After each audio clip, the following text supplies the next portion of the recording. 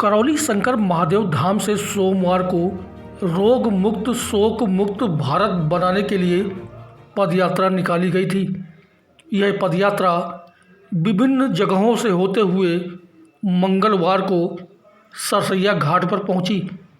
यहां पर करौली शंकर महादेव ने श्रद्धालुओं को संबोधित करते हुए कहा कि धर्म के नाम पर बलि प्रथा को बंद किया जाना चाहिए। हमें संकल्प लेना होगा कि हम धर्म के नाम पर जीव हत्या नहीं करेंगे। सरसैया घाट पहुंची पदयात्रा में हजारों लोगों ने शिरकत की। मां गंगा के पावन तट पर करौली सरकार के सानिध्य में हवन और पूजन किया गया। इस अवसर पर मां गंगा की उन्होंने आरती उतारी और दुग्ध व दही से अभिषेक किया। मां गंगा से अपने शिष्यों के पूर्वजों की मुक्ति की कामना की।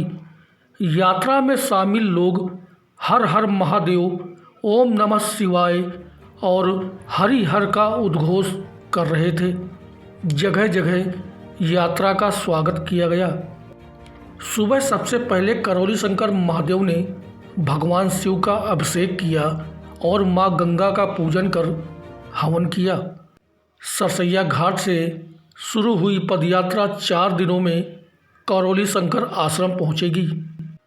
करौली सरकार ने मीडिया से बात करते हुए कहा कि भारत की उन्नति तभी होगी जब यहाँ का प्रत्येक नागरिक निरोगी होगा, रोग और शोक से मुक्त होगा। हर कोई रोग और शोक से मुक्त हो, इसके लिए ज़रूरी है कि वह शाकाहारी आहार ग्रहण करे और अपने विचारों को भी उत्तम बनाए। इस दौरान हजारों भक्तों ने गंगा तट पर पूजन हवन कर अपने परिवार सहित देश में सुख समृद्धि की कामना की।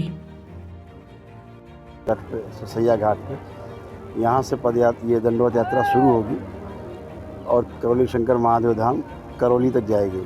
ये 5 दिन की दंडवत यात्रा है। ये लोग 5 दिन में धाम पहुँचेंगे दंडवत यात्रा के।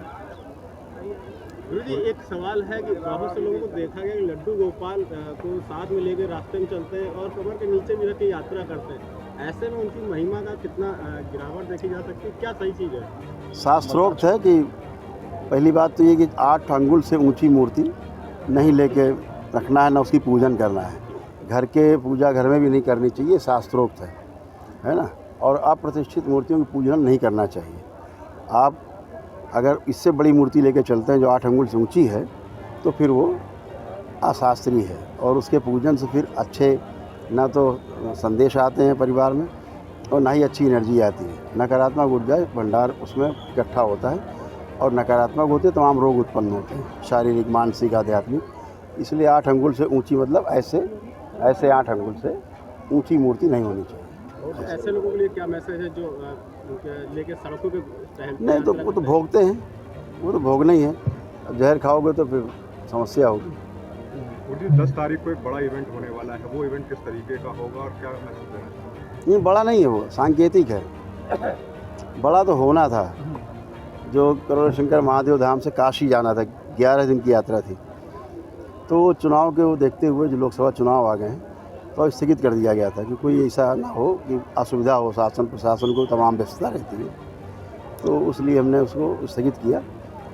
उसी का सांकेतिक है कि हम लोग धाम से और दरबार से यहाँ तक आएंगे, सरसैया घाट तक, अपने शहर में ही रहेंगे ताकि कोई असुविधा ना हो, लेकिन हाँ उसमें हम स्वयं रहेंगे।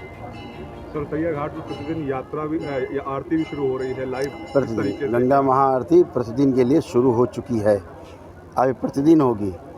और यहाँ पर डे भंडारे का व्यवस्था किया गया है कि प्रतिदिन भंडारा और महाआरती, और बीच में कभी कभी यहाँ जब हम आएंगे ही तो दरबार लगेगा ही, तो सभी लोग आ सकते हैं, शहर के बाहर के, सब कुछ यहाँ निःशुल्क खाओ पियो मज़े करो, आनंद लो, गंगा नहाओ और अमावस्या में अपना आनंद लो। करेंगे जो होता है धार्मिक। एग्ज़ाम दे रहे हैं बच्चों, उनके लिए क्या कहना चाहेंगे? जो बच्चे एग्ज़ाम दे रहे हैं उनके लिए मैं कहना चाहते हैं कि दरबार प्रत्येक शनिवार को और मंगलवार के दिन एक संकल्प कराता है। वो संकल्प टेलीविज़न पे, अपने यूट्यूब चैनल पे लोग देख सकते हैं, फेसबुक पे रात को 9 से 10 बजे के बीच में कराते हैं, ख़ास तौर से शनिवार और मंगल।